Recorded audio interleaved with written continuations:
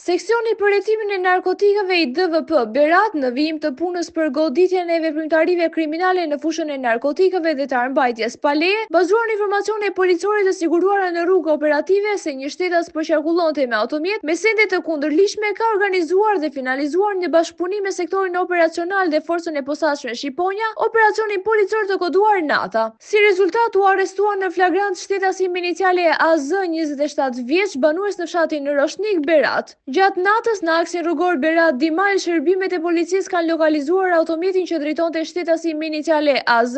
Gjatë kontrollit fizik të shtetasi u gjetën një sasi lëndë e dyshuar narkotike kanabis sativa. Në vijim të veprimeve procedurale, gjatë kontrollit të ushtruar në banesën e shtetasit me iniciale AZ u gjetën dhe u sekuestruar në cilësinë e provës materiale një tjetër sasi lëndë e dyshuar narkotike kanabis sativa, një armë gjahu, fishek armë gjahu dhe një pistolet sportive. Nga hetimet ka rezultuar se ky shtetas siguronte lëndë narkotike dhe e ndante në doza të cilat ishte në zona të ndryshme në qytet. Materialet procedurale i kaluan prokurorisë për veprime të mëtejshme.